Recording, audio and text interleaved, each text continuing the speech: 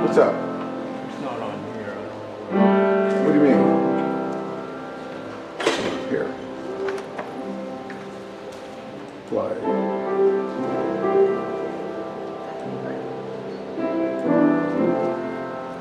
There.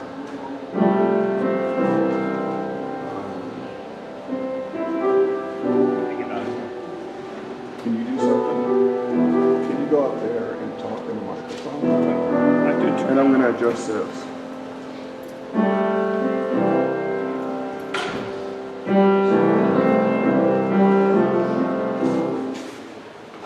Oh. Not that one. This. One, two, one, two, one, two, one, two, one, two, one, two, one, two. No, talk. One more time. One, two, one, two, one, two, one, two, one, two. 1, 2, 1, 2. 1, 2, 1, 2, 1, 2. Okay. What up? Good to see you. Want to see this?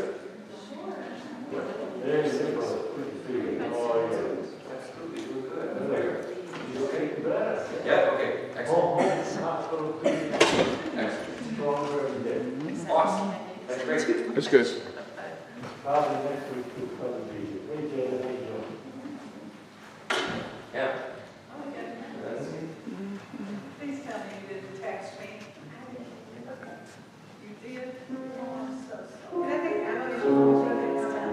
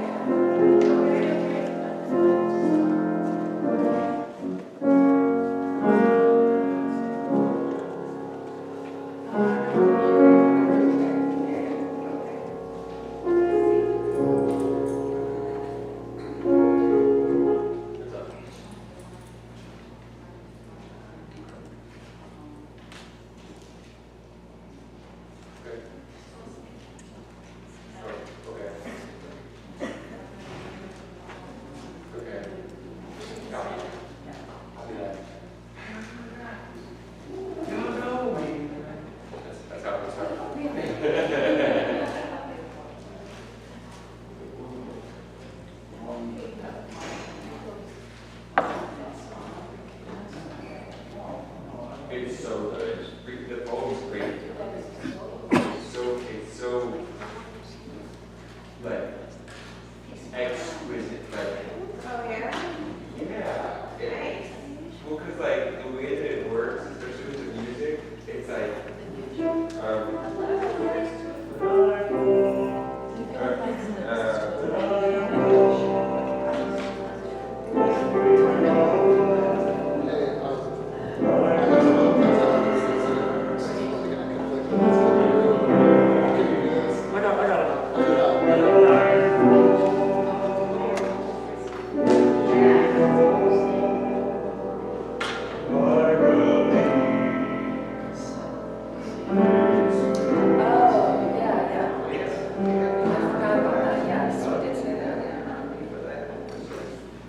anything you can hear.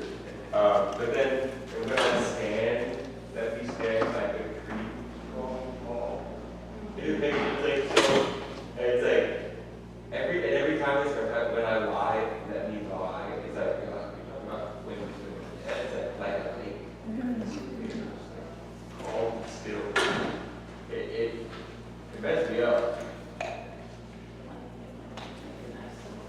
It is. We've done it before. And it's like it's really like. So this is the private? What? Oh. Oh.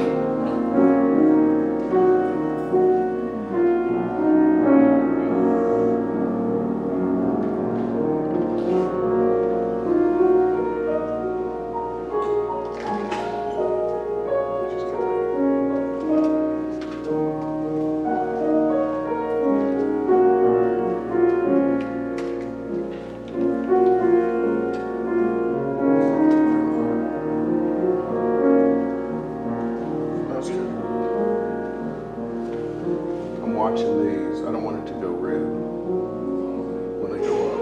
Well, they start talking. When they're talking. Well, that's this knob here. Well, right now nobody's talking. Yeah. This controls this volume. This controls this the podium microphone. Just see the ones up there. The other controls.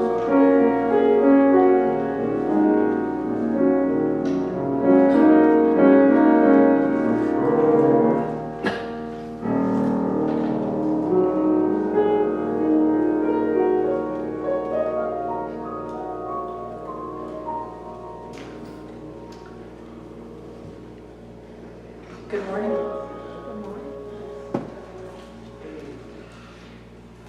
Please stand as you're willing and able for our opening hymn, number 194, Faith is a Forest.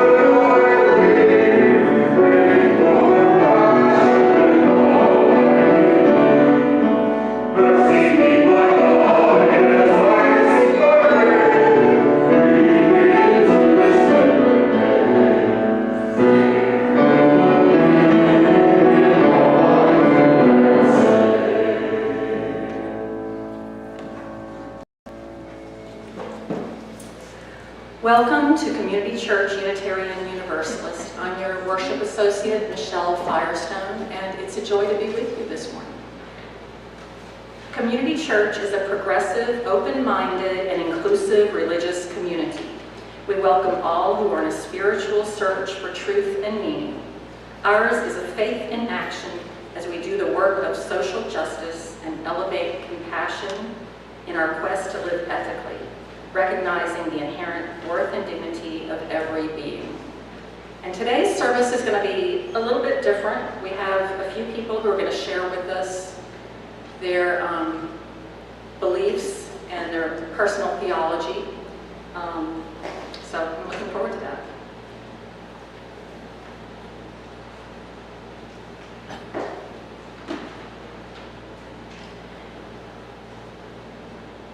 We have a few announcements this morning. You can look to your weekly email for other announcements, but just some reminders. Next Sunday is our last Get Out the Vote postcard party. They've been very successful. So far, we've written hundreds of postcards to people reminding them to go and vote on November 5th or early vote. Also next Sunday is our second monthly game night from 4 to 6 here in the fellowship hall. We had a great turnout last time and lots of fun. There's a sign-up sheet for trunk or treat. We need more people to sign up, and if you're afraid that, oh, I'm not creative or artistic, or I wouldn't know how to decorate or anything like that, talk to us. There are lots of super easy, I'm going to do something really simple, and there are lots of super easy things you can do. You can buy a kit on Amazon or Oriental Trading, super simple. So please sign up. Also, our annual Together Louisiana Pledge to Vote is in process now. So we need everybody in the congregation to take the pledge to vote. We know you're going to vote anyway, but they've found out in a sort of a test run in northern Louisiana that there was an increase of 54% among occasional voters in those people who took the pledge to vote. So it's important that we all take the pledge.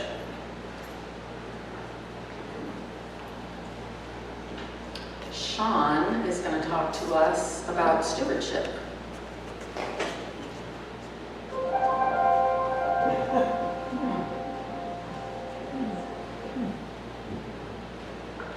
Hi everybody, so this will be quick, and then I'm going to pass things over to Nicholas, who's going to give us a brief talk as well. So we're 2 weeks into the annual pledge drive for 2025. Again, the goal we're trying to reach is $110,000, represented by the very top of the pulpit here over on our poster. Our progress as of today is $62,354. So we are 2/3 of the way there. We've got about 2 weeks left in the campaign, so we're at the point where we need to find our second wind and make that last push to get to the finish line. I wanted to give one other quick reminder as well before I pass it over to Nicholas. This is just kind of customary, and there's nothing punitive involved in it.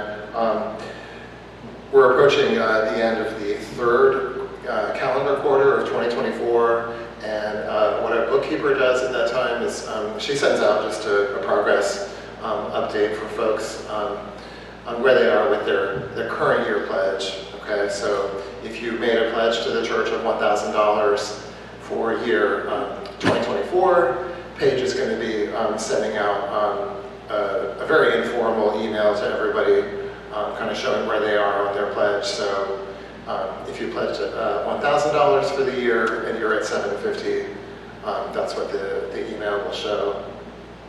And she does request, again, this is Paige Bro, our bookkeeper. She does request that you reach out to her if you see any errors in her status report. Like if you've paid all of your pledge for the year and it says you've only paid 50%, it would help her to be aware of that. It can be challenging for her to route all of the payments she gets into the different buckets where they're supposed to go. So that would be appreciated. Thank you. And then we're going to have Nicholas give a brief talk on why he supports the church.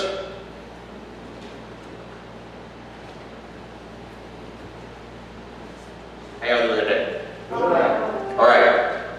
So, just to continue what he's saying about the stewardship drive. So, because we didn't have the stewardship lunch,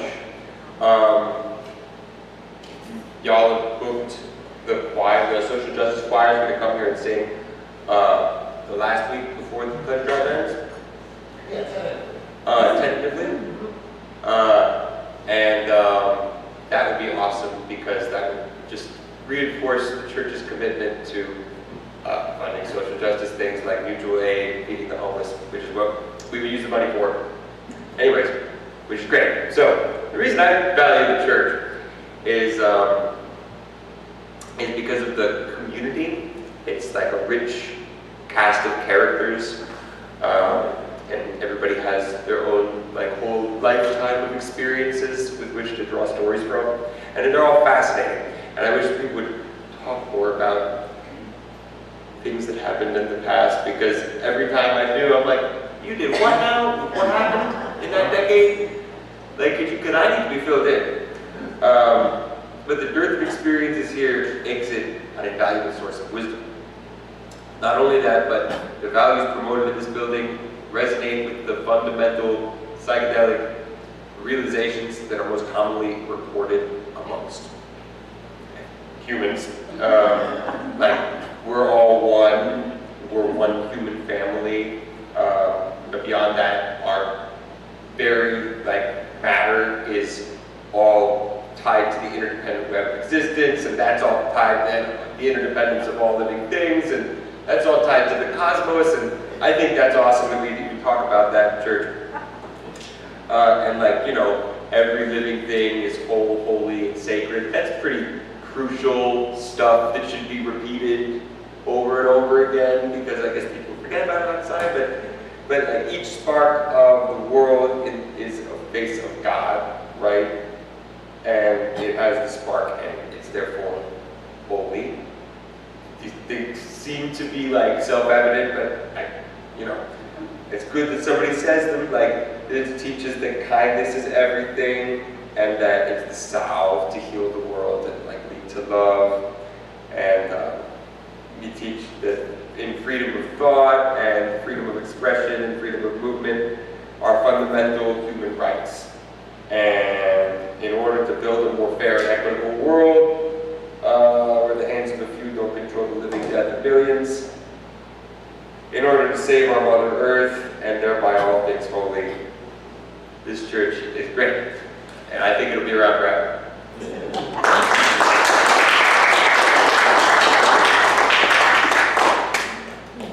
And Kathy's going to share with us an update on Community Lighthouse. Good morning. So Community Lighthouse had a big week this week. First, we got together with Together New Orleans and went over what happened at each of the lighthouses, which were very successful. Everything went off as planned. And then the next morning, Wednesday morning, we went to City Council's Climate Committee, where they review what happened in the city, along with Entergy, Sewage and Water Board, Parks and Parkways. So, it's great, we're right there with them. Helena Moreno had gone to First Grace, which is sort of our main community lighthouse, unannounced, just to go and see how things were going there. There were kids hula hooping and playing with little trucks, and 100 people there. Ruby Slipper and Second Harvest provided food for a lot of the people at the larger community lighthouses, so that was all great.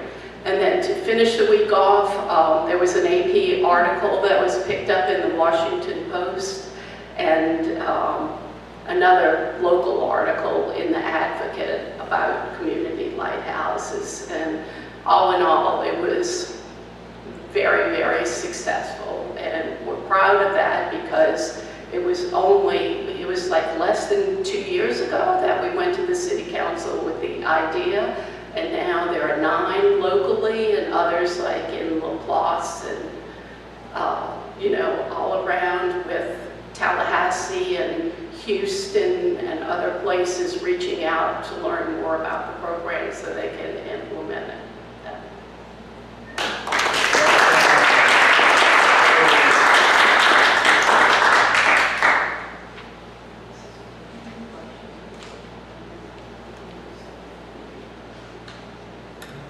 Okay, our opening words are,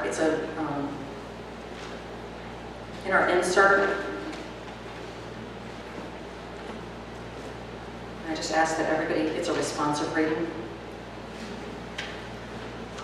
Whether tears have fallen from your eyes this past week, or gleeful laughter has spilled out of your smiling mouth, You are loved and you are welcome here.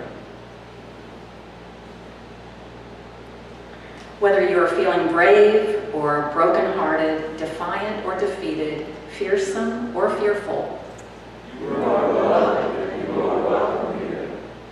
Whether you have untold stories buried deep inside or stories that have been forced beyond the edge of comfort.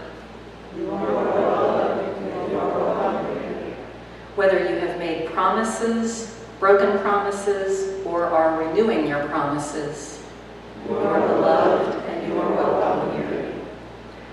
Whatever is on your heart, however it is with your soul at this moment, you are beloved and you are welcome here.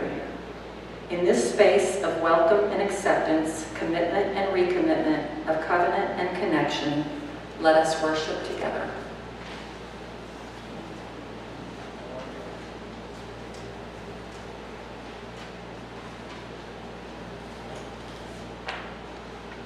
And we will sing the words for lighting our chalice.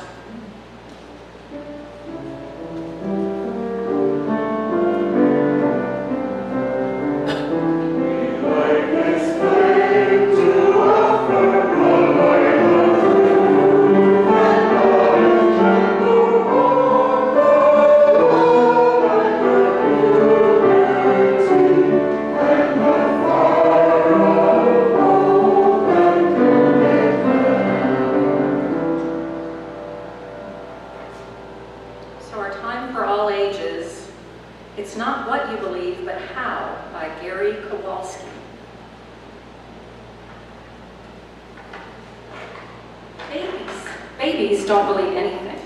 Babies aren't born Buddhist or Baptist or believers of any sort. But soon after we arrive in the world, we start to gather ideas. We pick up beliefs and ideas about people and animals and families. We collect ideas about stars and comets and how it all got started. We accumulate beliefs about good and bad, right and wrong, what's healthy and unhealthy, and what is important in life. All these beliefs, which we get from our parents and playmates, from TV and from Sunday school, go into our belief bag. Now, most religions define themselves by what they believe or what's inside their bag. Christians, for instance, believe in Jesus. Muslims believe in Allah and the Prophet Muhammad. Buddhists believe in the Four Noble Truths. But Unitarian Universalists don't have just one set of beliefs. What makes us different is the way in which we carry our beliefs, because there are different ways of holding your belief bag. For example, some people hold their bag like this.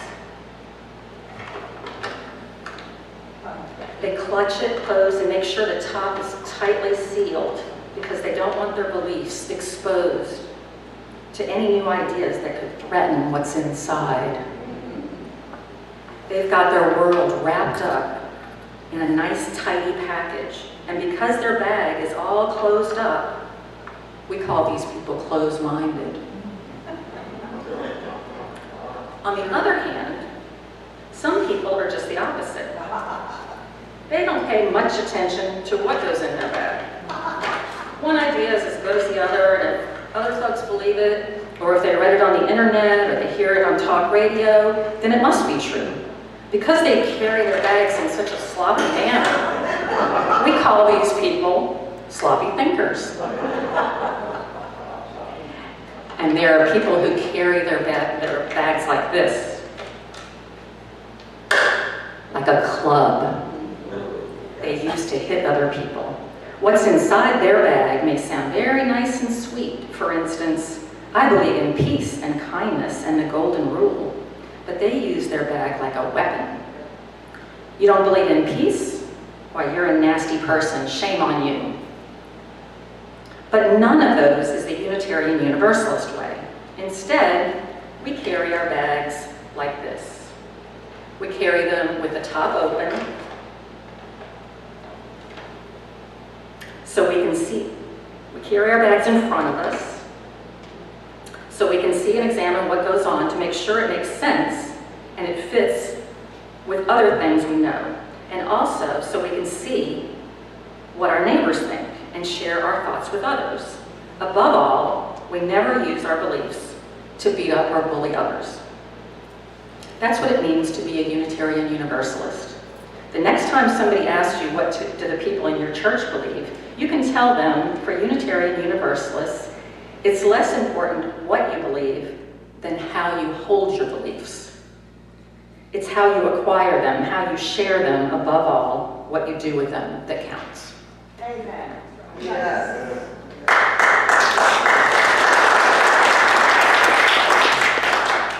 And now we have no children to sing out, but I suppose we can sing them out wherever they are.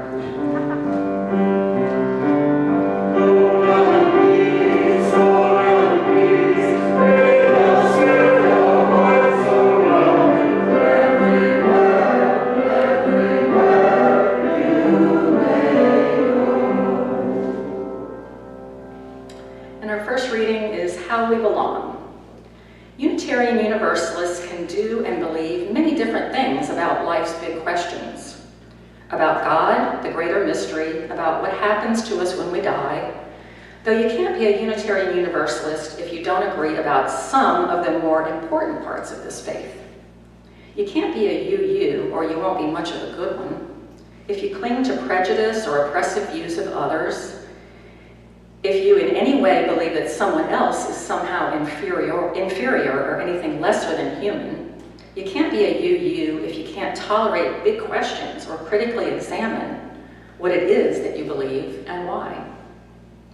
You can't be a UU if you fundamentally believe there's only one path or one spiritual truth out there to make meaning of life and to understand it. If you cling to just one set of beliefs, dogmas, or creeds, and shut out the possibilities and offerings of other traditions that are different from your own, you're not a Unitarian Universalist. As wide as our welcoming embrace is, there are some things that are non-negotiable for us as a people. Those non-negotiables are the inherent worth and dignity of each person, no matter who they are, the rigor of critical thinking about ourselves and our beliefs, and the bounty of the world's traditions that each hold a piece of the cosmic puzzle about how we might understand these wild, wondrous lives of ours. No, you can't be a Unitarian Universalist and believe anything you want. You can believe a lot of things, but there are some fundamental things that bring us and bind us together as a tradition and faith. And now Will Hunn will share his beliefs.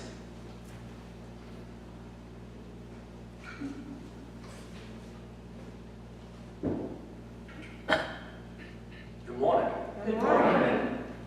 I'm really pleased that the worship committee planned on having a service today. It calls to mind something that happened back in the late 70s at church. Our new minister then, Katie Korb, introduced us to something that she had been doing at a previous congregation where she served as minister. And that is, once a month, she would ask a member or friend of the church to make a statement of some of their basic beliefs in essay form. And this would be usually read before her actual sermon. After about 10 or 12 had been done, they were compiled by Doug Trotter, Liz's dad, in pamphlet form. And at that time, the church had a library, and a lot of those pamphlets were in that library. That is until 2005, when Katrina hit and the library took on the form of Davy Jones's locker. So all of those pamphlets and the other books were lost, of course. Going forward, I'd like to see this continue, if not on a regular basis, at least from time to time. I think it provides us with an excellent opportunity to get to know more about one another. I'm going to read the one I did back then, and I'd like to say before I start that although 37 years have gone by since I wrote this, there's nothing I've experienced in my life or come across in my readings that would cause me to alter what I say here in any significant way. So, from 1987, what I believe. It seems particularly appropriate for me for two reasons to have at this point in my life an opportunity to make a statement of what I believe. The first reason is that at 42, I have entered into what is commonly referred to as middle age, and by now I should have formed some definite opinions. The second reason, the more important one, relates back to something that happened less than a year ago to a close friend and working associate of many years, an event which has resulted in my taking considerably more time to engage in reflection than I would have normally. On one particularly beautiful and balmy afternoon, while clearing away an overgrowth of brush from his property, his life was suddenly and quite rudely terminated by a massive heart attack. Now, the sudden unexpected death of one whom you have both valued and admired has a way of arresting your attention like few other events, and is all the more arresting if that person is close to you in years. It now appears to me that it is one of life's sad paradoxes that to truly appreciate its worth, one must witness its cessation. In the months since my friend's death, I have found myself forced to take a closer look at my philosophy of naturalistic humanism, but this time in a personal rather than an academic context. I can perhaps best clarify the point I wish to make by taking a moment to tell of an earlier time. 20 years ago, I broke completely with Christianity. And during the first few years of my unbelief, my head swam in a heady atmosphere of intellectual freedom. I spent many hours immersed in the literature of philosophy and free thought. I cut my agnostic eye teeth from the works of Robert Ingersoll, Bertrand Russell, Mark Twain, H.L. Mencken, and others of less celebrity or notoriety. I reveled in the thought of being privy to the ideas of some of the most penetrating minds the human race had produced, and of being silently wise to the grand illusion of popular religion under which most of humankind still labors. Admittedly, mine was a secret smugness of no mean proportions. But that smugness became tempered with time. Not, mind you, because I no longer believed what those skeptical thinkers had said about the absurdities of Christianity and its many negative effects on civilization. Not at all. I still believe the bulk of their criticisms to be true. The problem rather had to do with what they hadn't spoken of. They hadn't mentioned the difficulties that the former Christian experiences in living without the security of his religion's psychological support system. I've heard it said that in life, for everything we take with us, there is something that we leave behind.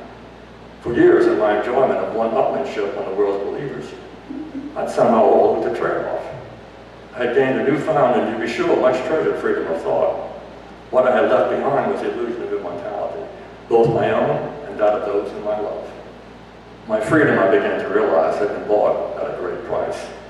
Thereafter, whenever a relative or close friend died, this realization was driven home with even greater force. It's come to me most recently with the death of my friend Dave Grant, to whom I made reference earlier. Dave's name was synonymous with excellence among those fortunate enough to have known him. There is in me now a strong wish for his life, and by extension, the lives of all the others I care for, to take on a larger significance than that permitted by the naturalistic philosophy, which I believe to be true. It can be a difficult philosophy to live by. The worldview of humanism comes to us as a legacy of a 4 centuries-old experiment in applying the scientific method to everything that lies within humankind's purview. It depicts humans as the product of an evolutionary process leading up to a point where matter actually assumed consciousness, which is another way of saying that, relatively speaking, humans are infinitesimally small particles of the universe that has become aware of itself. Though physically we play a role of minor significance when compared with the vast swirling masses of stars and galaxies, we are, as far as we know, unique in the universe by virtue of our having an eye on existence. Observing this gradual ascent of inert matter up to sentient beings prompted one wag to comment that, quote, "We're the canny child of a witless mother," end quote. Philosophically, we live in the midst of an enigma, knowing not why we came, nor where we're going. At night, we look out upon a naked, indifferent universe. And though the theologians continue to reassure us in the face of global suffering that we are under their God's constant benevolent care, to me, any God who can stand idly by as a 7-year-old gets raped and strangled, or as a 747 jumbo jet full of helpless screaming passengers plunges in flames into a cold sea, is a God in whose presence I would not care to spend a minute, let alone an eternity. No, we are on our own.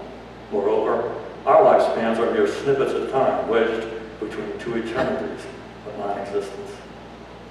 I view this as an often uncompromising fact, or at least something that is very likely to be true. Yet, I need not dwell upon it.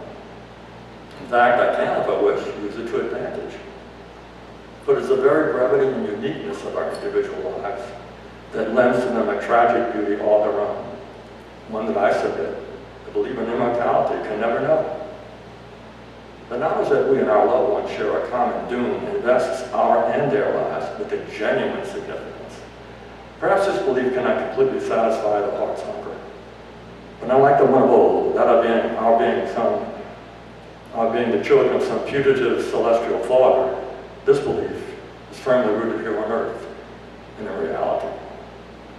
In the end, it is the value and love that we have, each one for the other, that makes our lives precious and meaningful, and enables us to stand side by side on our exposed planet, still vulnerable, but with heads unbowed, even as we face an indifferent universe.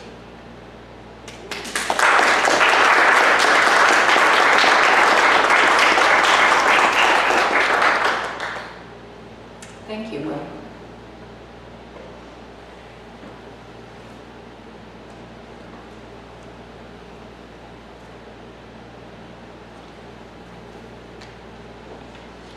Now is our sacred time of joys and sorrows.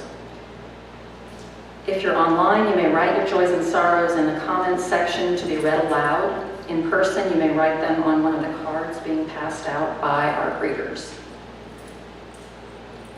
Please remain seated as we sing hymn number 193, Our Faith is But a Single Gem.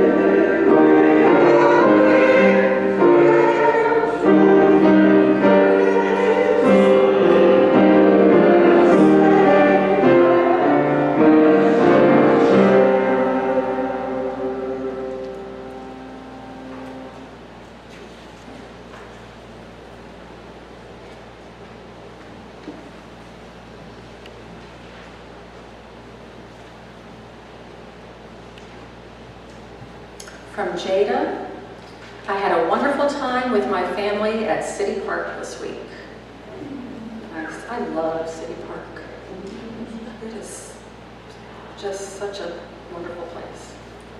From Jim, a joy that Vera is recovering from COVID at home. True joy.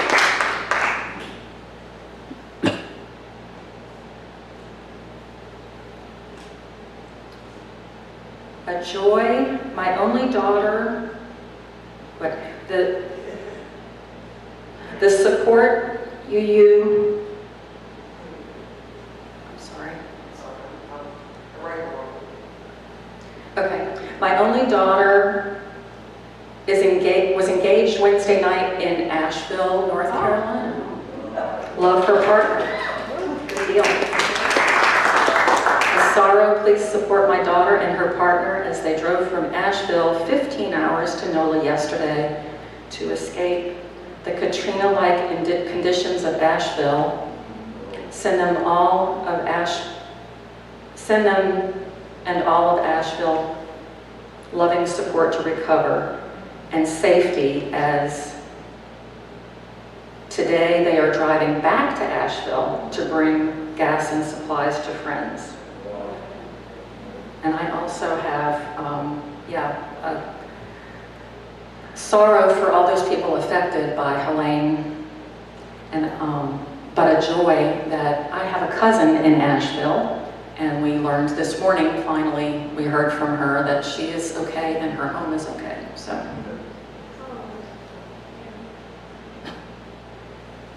We light 2 more candles, one for the joys still bubbling up, too new to share, and one for the sorrows that we cannot yet put into words.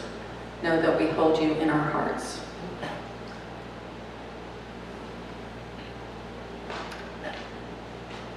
And now we will hear from Carol Chapman.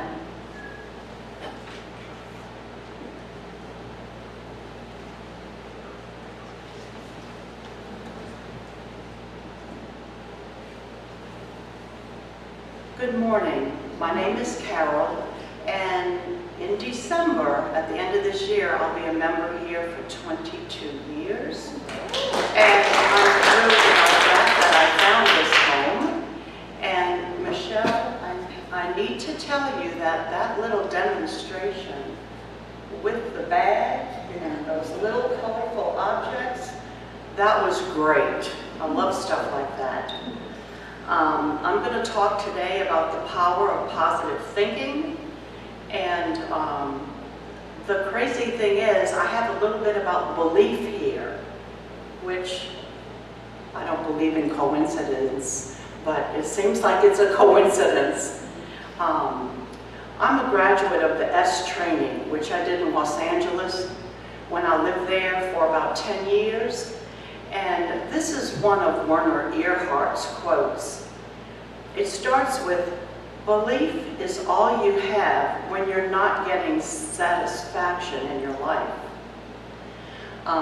Many of us have not been taught to use our minds as creative instruments, so consequently, we live under whatever beliefs we were raised with or what we've been exposed to. As a child, I doubted things that my mother had said. She would proclaim things that didn't make any sense to me. So consequently, I couldn't believe them. Being curious, I wanted to know if they were true. With respect to my mom, I know she was doing her best, and God bless her soul. I discovered that beliefs are very powerful. And yet beliefs are only thoughts, and thoughts can be changed. Every minute of our life we have a choice, and the choices we make all the difference in the experiences that we will have. Here's a few examples. My mom would say sitting on the grass would make you sick. Going outside with wet hair, you'd catch a cold. Walking in muddy water, you'd get lockjaw. And as a teenager, I had waist-length hair for about 15 years into my 20s and 30s. So I would purposely go out and do these things to see if they were true. Because you know how kids are and teenagers are, okay? They need to discover things on their own. And so, crazy as it is, I never got any of these things because I didn't believe them. This is the beginning of my realizing the power of my beliefs and the power of my thoughts. At that time, I didn't know that what I thought and what I said and what I did would all come back to me. I grew up with the expression, what goes around comes around, like many of us did. I learned later on that this is the law of karma. A law is something that works, whether we believe it or not. And there's many laws of our universe. Like the law of gravity, which does not rely on our beliefs to function. I realized the importance of having a positive mental attitude in word and deed. It has helped me to eliminate old patterns from my childhood and from the past. I realized that it was simple. As we change our thinking, we change our lives. What we believe becomes true for us. Reversing our negative thought patterns takes willingness, dedication, time, and effort, and it's well worth it. If we have doubts, fears, or negative thoughts, we just need to recognize them and say gently, out, I no longer need you. Or just cancel that. Whether you say it out loud or whether you say it to yourself. And here's a few suggestions to help us think positively. Change negative thoughts. Practice gratitude, which is acknowledging the good in our life. Be kind to ourselves and others. Do something good for others and associate with positive people. In words of Buddha, he says, the mind is everything. What you think, you become. What you feel, you attract. What you imagine, you create. And also the book, The Secret by Rhonda Byrne, thoughts create reality. You are the one who calls the law of attraction into action, and you do it through your thoughts. Every thought of yours is a real thing. It's a force. And in closing, being introduced to positive thinking and practicing it has been very helpful and life-changing for me. It has helped me through so many difficult and serious situations in my life. It has resulted in increased awareness of myself and others. It has given me hope and comfort. It has contributed greatly to my peace of mind and my good health. For that, I am grateful, and I thank you for this opportunity to share.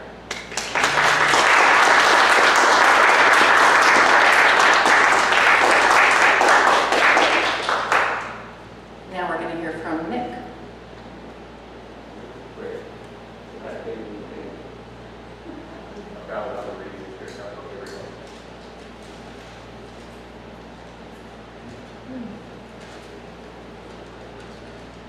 I love that. That was great. Thank you. Oh man, that's really long. On that note, I wanted to read this poem by Funkadelic.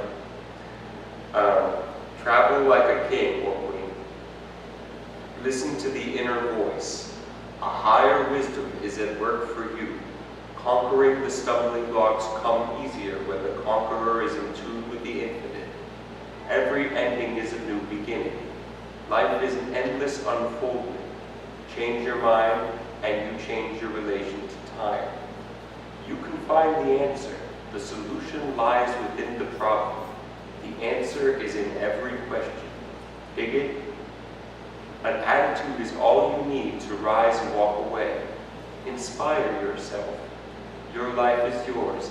It fits you like your skin. The oak sleeps in the acorn. The giant cacao tree sleeps in the tiny seed. The bird waits in the egg. God waits for his unfoldment in man. Fly on, children. Play on. You gravitate to that which you secretly love most. You meet in life the exact reproduction of your own thoughts. There is no chance, coincidence, or accident in a world ruled by law and divine order. You rise as high as your dominant aspiration. You descend to the level of your lowest concept of yourself. Free your mind, and your ass will follow. The infinite wisdom within you knows the answers. Its nature is to respond to your thoughts.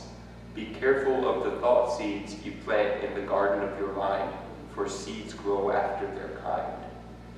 Every thought felt as true or allowed to be accepted as true by your conscious mind takes roots in your subconscious, blossoms sooner or later into an act, and bears its own fruit. Good thoughts bring forth good fruit. Bullshit thoughts rot your meat. Think right and you can fly. The kingdom of heaven is within. Amen. I made you think of that. Thank you. Yeah. Okay, so I believe that an injustice anywhere is an injustice everywhere, and that pursuant to peace, we must have the courage to act in righteousness. I believe that the foundation of righteousness and courage is trust in the universal goodness pervading the universe. The ambient cosmic grace into which the world is born, and acceptance in death as necessary to be born in new life. The fundamental energy residing within you and animating you to life can never be destroyed. Upon your body's death, you fall back into the effortless tapestry of existence, and you see the constantly fractalating and twisting latticework of space and time, and permeate into its loving embrace. Your consciousness wakes up from this dismal dream into the primal reality. And I know it to be true, and you'll remember that I told you so when you wake up. Not kidding, I'm not kidding, right? People, these rationalists, they're like, oh, I'm just gonna die and black out. That's not what happens. You like, huh? They're like, hey man, you fell asleep, bro.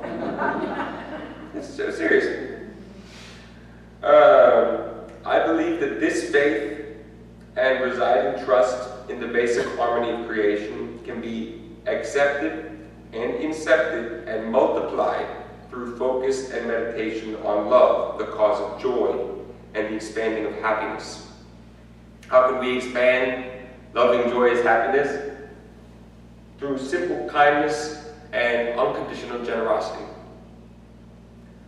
Trust me, it's easy to be kind and generous to everyone. Calm yourself and sit in the quietude of inner stillness. Reserve your judgment of everyone. Just be kind. This is the way of peace, and will multiply good virtue and great fortune. Amen.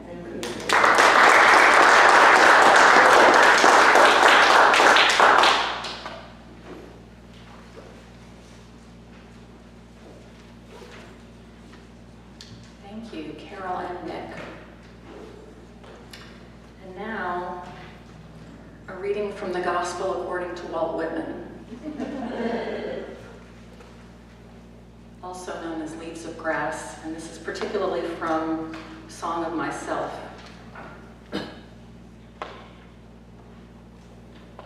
I do not despise you, priests, all time, the world over.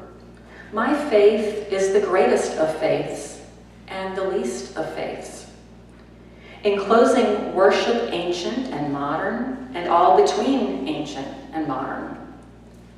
Believing I shall come again upon the earth after 5,000 years, waiting responses from oracles, honoring the gods, saluting the sun, making a fetish of the first rock or stump, powwowing with sticks in the circle of Obis, helping the lamas or Brahmin as he trims the lamps of the idols, dancing yet through the streets in a phallic procession, wrapped and austere, in the woods a gymnosophist, drinking mead from the skullcap, to Shastas and Vedas admirant, minding the Quran, walking the Tokalis, spotted with gore from the stone and knife, beating the serpent skin drum, accepting the Gospels, accepting him that was crucified, knowing assuredly that he is divine, to the Mass kneeling on the Puritan's prayer rising, or sitting patiently in a pew, ranting and frothing in my insane crisis, or waiting dead-like till my spirit arouses me, looking forth on pavement and land, or outside of pavement and land, belonging to the winders of the circuit of circuits. One of that centripetal and centrifugal gang, I turn and talk like man leaving charges before a journey. Downhearted doubters, dull and excluded, frivolous, sullen, moping, angry, affected, disheartened, atheistical, I know every one of you. I know the sea of torment, doubt, despair, and unbelief. How flukes splash, how they contort rapid as lightning with spasm and spouts of blood. Be at peace, bloody flukes of doubters and sullen mopers. I take my place among you as much as among any. The past is the push of you, me, all, precisely the same. And what is yet untried and afterward is for you, me, all, precisely the same. And next up is Abigail, but Abby is under the weather today, so her grandmother Kathleen is going to share the words that Abby wrote for us.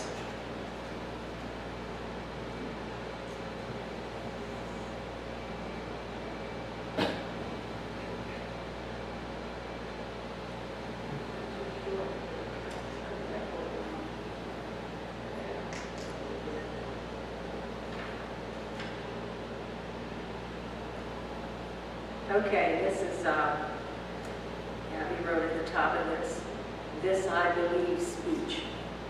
I think I need my reading glasses. I read this in advance, but I didn't change anything, I swear. What is God? Who is God? The short answer is he, or maybe she, or they, in your case, is different to all of us. When it comes to theology, there are so many perspectives. Back in ancient times, people believed that the forces of nature were gods. Christians believe God is a trinity. Hindus believe in one God who has many divine manifestations. Buddhists don't even believe in God, etc. But which religion is true? Well, in my opinion, there is no true religion. If God was so loving and wanted a relationship with all of us, he would manifest in different ways in order for us to understand him. Contradictory to the Abrahamic beliefs, if God loved us so much, there wouldn't be hell. Maybe temporary separation, but that would be karma, and there is no eternal karma. Therefore, based on the basic teachings of God in various religions, there is no one true religion. Everyone has different experiences with spirituality. Allow me to tell you about mine. All the way until I was 12, I was a lukewarm Christian. I never really focused on religion. However, one day I broke up with a boy and felt really guilty about it. That's where my spiritual journey started. For a while, due to my shame, I had turned to theistic Satanism, which my now Christian friend introduced me to. One day, after a horrible camping trip, I felt a spirit calling out to me. I knew I had to turn to God. This is where my search really starts. First, I started with Buddhism. However, I felt a lack of spiritual fulfillment. This is when I started researching Islam. However, Islam does not align with how I or my family wants me to live my life. Then I studied Christianity, and so on. The important thing is, whenever I would reach out to a higher power, I felt at peace. I felt at peace, protected and loved. I realize now that God has manifested to me in many ways, and therefore there is no true religion. At the point I'm at now, I'm happy to say that I am a monotheistic Unitarian Universalist. I am so grateful that I got to share my perspective with all of you. Thank you for listening. I forgot to say at the beginning that Abigail is 14 years old. Thank you.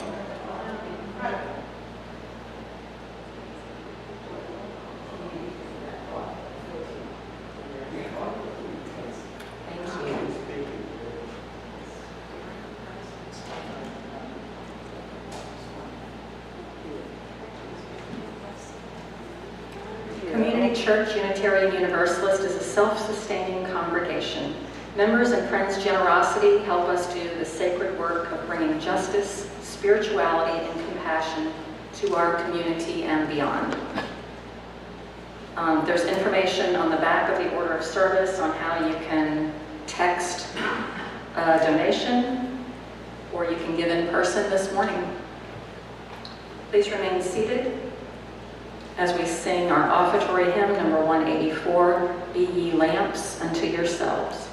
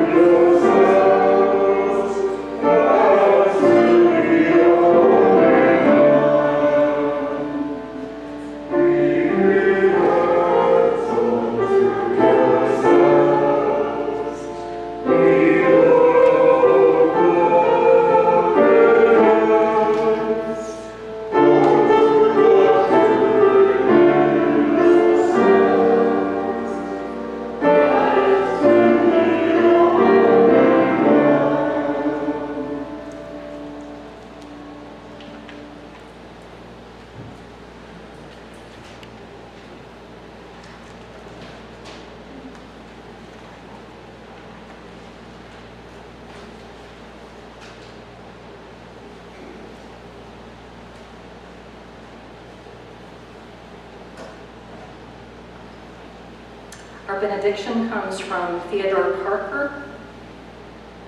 Be ours a religion which, like sunshine, goes everywhere.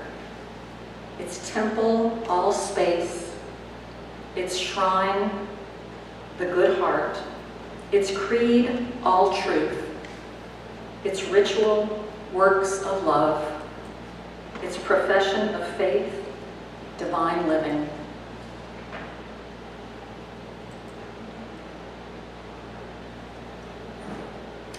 And please rise as you're willing and able. For our closing hymn, number 197, There Are Numerous Strings.